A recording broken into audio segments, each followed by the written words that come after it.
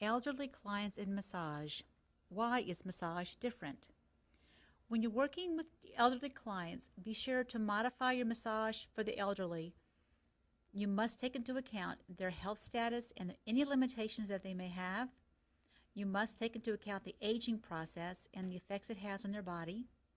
You must also take into account any social and emotional needs, as well as any financial restrictions. By 2020, 17% of the population will be 65 years or older. This population presents us with some very unique challenges. There are physical changes. Some of these are thinning skin, reduced muscle mass. Over 52% of elderly clients will have either vision or hearing impairments or both, and more than 90% of elderly use medicines to control medical conditions, and their side effects must be taken into consideration. This population also has lifestyle and emotional changes. They may be experiencing loss of loved ones.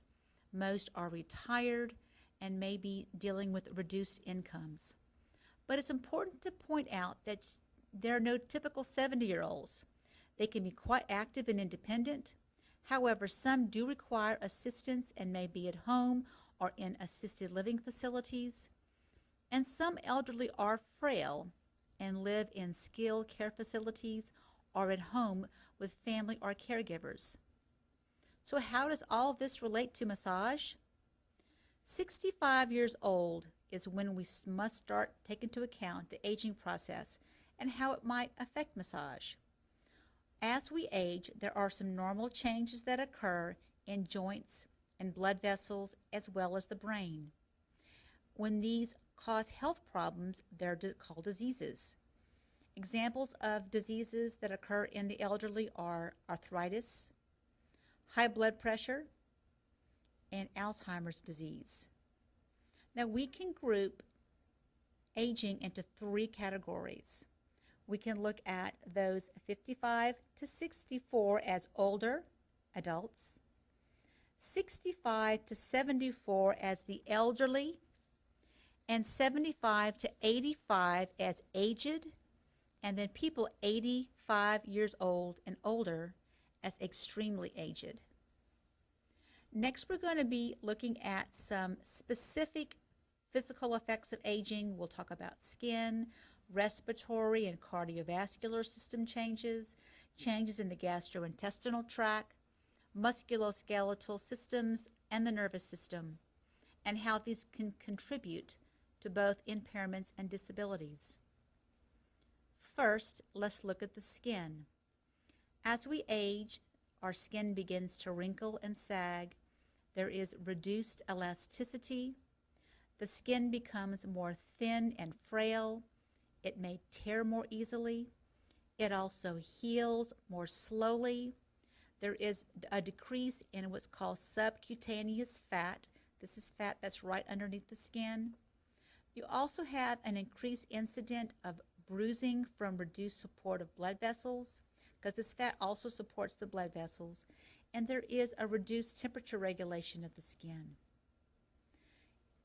In the respiratory system, the ribs may calcify, and this would lead to chest wall rigidity, which also reduces thoracic movements. And in most elderly, there's also a decreased capacity for lung volume. In the aging in regards to the cardiovascular system, the heart often enlarges. Vascular walls may thicken and narrow. There's often an increase in blood pressure. The circulation actually decreases.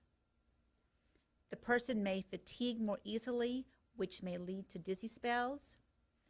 And the dizzy spells also contribute to something called orthostatic hypotension. This would also contribute to dizzy spells. There's also increased varicosities in blood clot formation in the legs. This is especially true with your sedentary clients. Gastrointestinal changes include decreased gastric secretions, slowed digestion. There's an increased incidence of heartburn, or what's called GERD. There's decreased tone of sphincter muscles, and the client may be suffering from fecal incontinence. In the musculoskeletal system, there is often decreased muscle mass, decreased bone mass, decreased strength, reduced flexibility. Your client may be dealing with altered gait. Articular cartilage in the joints begin to erode. The synovial fluid production may decrease. Discs may become more dehydrated and also narrow. And there is often osteoporosis in women and osteoarthritis and kyphosis in both men and women. The next are neurologic changes.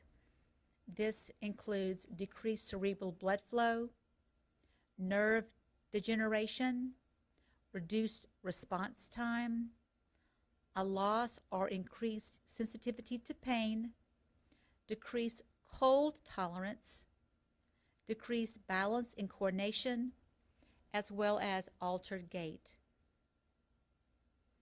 Your client also may be dealing with some sensory changes, and these include your pupils may decrease in size, there's decreased cataracts, the walls of the auditory canals may change, and the eardrums thicken, and these incidents may cause visual impairments, which are common, and hearing impairments, which are also common.